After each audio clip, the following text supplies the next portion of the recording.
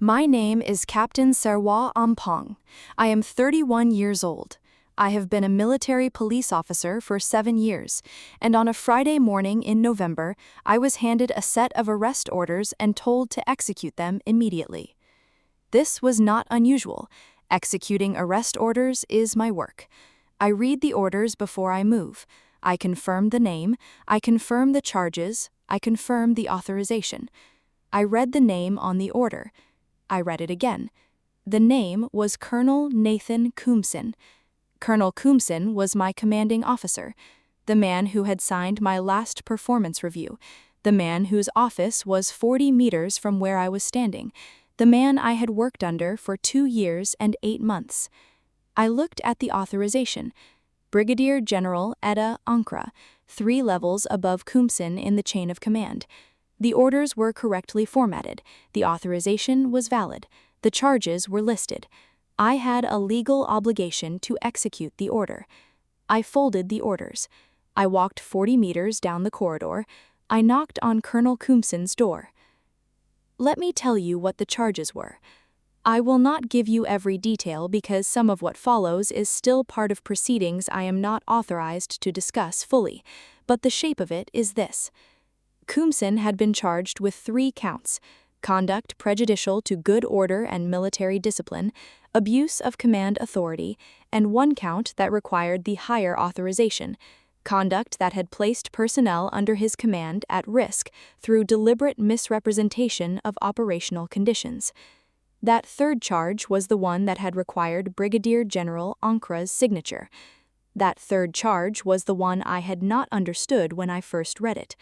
I understood it by the end of the day, but in the corridor outside his office at 9:47 on a Friday morning, all I understood was that I was about to arrest the man I reported to, and that I had been chosen to do it.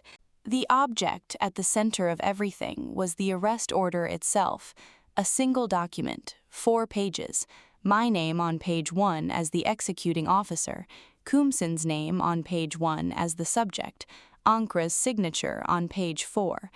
I had read it 3 times in the 4 minutes between receiving it and walking to his office, not because I was uncertain about whether to execute it. The order was valid, my obligation was clear. A military police officer who receives a valid arrest order executes it. The identity of the subject does not change that obligation. It cannot. The moment that obligation becomes conditional on who the subject is, the entire system fails. I had read it 3 times because I wanted to understand why I was the one holding it. There were 6 military police officers on base that Friday morning. I was not the most senior. There was a major in the building. The order could have gone to him. It had come to me. Page 1 told me why. The executing officer was required to be outside Colonel Koomson's direct chain of command, but senior enough to hold authority over the arrest scene. The major on base that morning was in Koomson's chain. I was not. I had transferred to this posting 8 weeks ago. Koomson was nominally my commanding officer, but I had not yet been formally integrated into his reporting structure. I was the right person by accident of timing. 8 weeks earlier, and the order would have gone to someone else. I folded the document. I walked down the corridor. I knocked on the door. Koomson answered immediately. He was at his desk, working. He looked up when I entered, and his expression shifted through several things in the space of 2 seconds. Recognition, mild surprise at the formality of my entry, and then something else, something that arrived when he saw the document in my hand. Not guilt, resignation, the expression of a man who had been waiting for something and had just understood that the wait was over. I did not speak first. I placed the orders on his desk. I let him read them. He read them carefully, all 4 pages. He did not rush. When he finished, he looked up at me. He said, "I need you to know that what is in those orders is accurate." I said nothing. He held the silence for a moment. Then he told me he was not saying it to make things easier for himself. He wanted me to know it was not. Everything in the document was true. I said, "Colonel, I need you to come with me." He came with me. He stood and straightened his uniform in the automatic way of someone whose habits do not abandon them even in moments like this, and then he walked beside me down the corridor. I want to pause here, because walking a man I had worked under for 2 years and 8 months out of his office and through a corridor I had walked every day for 8 weeks is the part of this story that I do not have clean language for. Not because it was wrong. The order was valid. The obligation was clear. I had no doubt about what I was doing. But there is a particular weight to being the one who executes an order against someone you know, someone whose handwriting you recognize on documents, someone whose voice you have heard giving instructions you trusted. That weight does not make the action wrong. It just makes it heavy. If you have ever had to do something that was right and hard at the same time, drop a comment below. And subscribe right now, because what Koomson had done and why he had done it is the part that changed how I understood everything that had happened in that corridor. Colonel Patience Gyamfi led the investigation. She was brought in from outside the regional command to avoid any conflict of interest. She was thorough and she was fast. The preliminary findings came in 3 weeks. What she found: over a period of 14 months, Koomson had submitted operational readiness reports for units under his command that overstated their actual condition, not by large margins, calibrated overstatements, the kind that would pass a standard review, but that, in aggregate, had created a picture of readiness that did not reflect reality. This had consequences. 3 months before his arrest, 2 units under his command had been assigned to an operation on the basis of a readiness assessment built in part on Koomson's reports. The operation had encountered conditions more demanding than anticipated. Both units had been stretched beyond what their actual state of readiness should have permitted.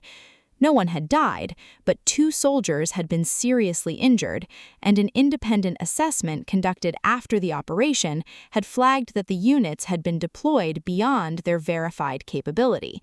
That assessment had triggered the investigation that had produced the orders I had held on a Friday morning. The third charge, conduct that had placed personnel under his command at risk through deliberate misrepresentation of operational conditions, was built on those 14 months of calibrated reports and the injuries that had followed. Why had he done it? Gyamfi's investigation found the answer in Koomson's personnel file and in his communication records.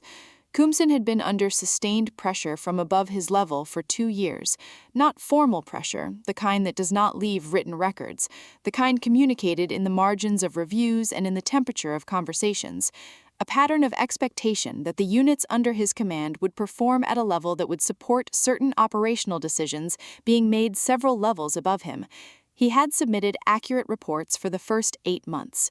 The accurate reports had created friction, questions about why his readiness assessments were lower than expected, suggestions that perhaps his assessment methodology needed review. He had begun adjusting the reports in month 9, not because he believed his units were more capable than they were, because the pressure to say they were had become, in his calculation, greater than the risk of saying they were not. He had made the wrong calculation, and 2 soldiers had paid for it. Koomson pleaded guilty to all 3 charges. He said in his statement that he had known for 8 months that what he was doing was wrong, that he had told himself the adjustments were small and the risk was manageable, that he had not been able to find a moment where stopping felt more possible than continuing. The court-martial took 4 weeks. He was convicted. He was reduced in rank. He forfeited his pension rights. He received a formal reprimand that will be part of his permanent record. He did not serve a custodial sentence. The injuries to the 2 soldiers were considered at length.